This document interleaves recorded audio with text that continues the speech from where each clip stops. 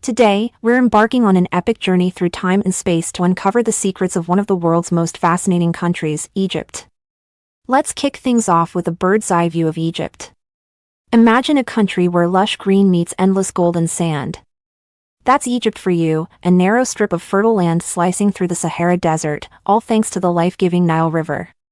Egypt sits pretty at the northeastern corner of Africa, with the Mediterranean Sea giving it a refreshing northern breeze and the Red Sea hugging its eastern coast.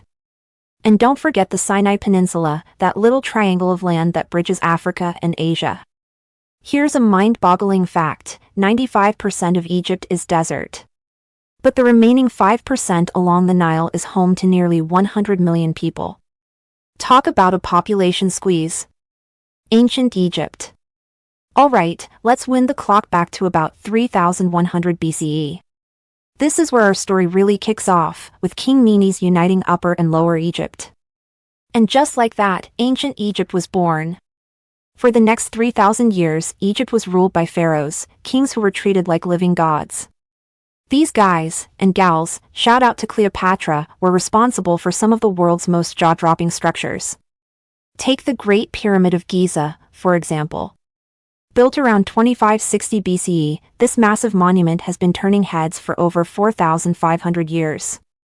And let's not forget its neighbor, the Sphinx, with its mysterious human head and lion body.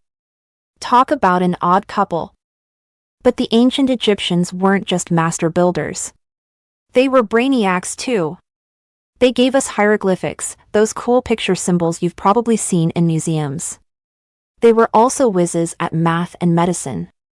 In fact, they were performing brain surgery while most of the world was still figuring out how to make sharp sticks. The Greek and Roman era. Fast forward to 332 BCE, and in walks Alexander the Great. This guy conquers Egypt and finds the city of Alexandria.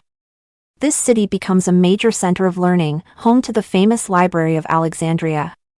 Imagine the world's biggest library and research center all rolled into one. That was Alexandria. After Alexander, the Ptolemaic dynasty ruled Egypt for about 300 years. The last of the Ptolemies? None other than the famous Cleopatra VII. Yes, that Cleopatra. In 30 BCE, Egypt became part of the Roman Empire. During this time, Christianity spreads, and Egypt becomes an early hotspot for the new religion. Saint Mark himself is said to have brought Christianity to Egypt. Talk about a celebrity endorsement. The Islamic Golden Age. In 641 CE, Arab Muslims conquered Egypt, bringing with them Islam and the Arabic language. This marks the beginning of a new era for Egypt. For the next 1,000 years or so, Egypt was ruled by various Muslim dynasties. One of the most famous is the Mamluk Sultanate, which lasts from 1250 to 1517. The Mamluks were originally slave soldiers who decided they'd rather be giving orders than taking them. They seized power and left behind some of Cairo's most beautiful buildings. During this period, Egypt became a center of Islamic learning and culture. The famous Al-Azhar University, founded in 970 CE, becomes one of the world's oldest universities still in operation today. It's like the Harvard of the medieval Islamic world. Ottoman Rule. In 1517, the Ottoman Turks rolled into town, and Egypt became part of their empire for the next 300 years. But in 1798, a short guy with a big hat showed up, Napoleon Bonaparte. His invasion doesn't last long, but it sparks Egypt's journey towards modernization. The 19th century sees Egypt gaining more independence under Muhammad Ali Pasha and his descendants. These guys are big on modernization. They build schools, factories, and most famously, the Suez Canal. Linking the Mediterranean to the Red Sea, the canal is a game-changer for global trade. But all this progress comes at a price. Egypt falls into debt, and the British use this as an excuse to occupy the country in 1882. Talk about an unwelcome houseguest who just won't leave. Independence and the modern era. Finally, in 1952, Egypt kicks out the British and gains full independence after a military coup. Gamal Abdel Nasser becomes president and shakes things up big time. He nationalized the Suez Canal, causing an international crisis that nearly led to World War III. He also built the Aswan High Dam, controlling the Nile's floods for the first time in history. In 1970, Anwar Sadat took over. He made peace with Israel in 1979, winning a Nobel Peace Prize but also making a lot of enemies. Sadly, he's assassinated in 1981. Hosni Mubarak then rules for nearly 30 years.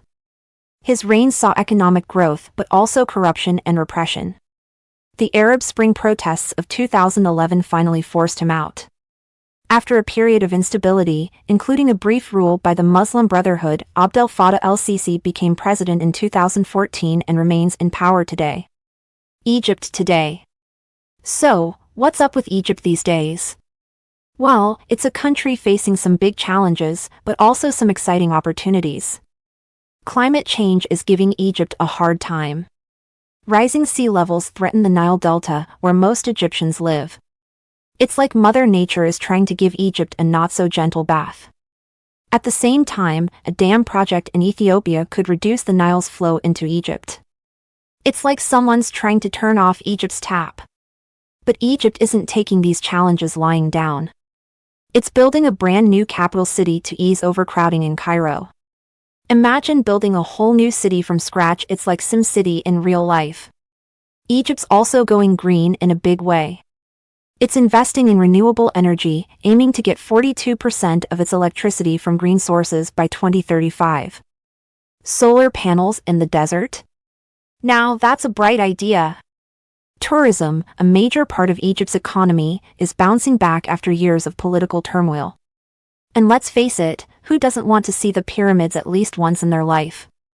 It's like the world's oldest bucket list item. Egypt's also making waves in the tech world. It's home to a growing startup scene, with young entrepreneurs tackling everything from education to transportation. Who knows?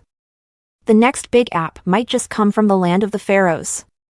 Thanks for joining us on this journey through Egyptian history and culture.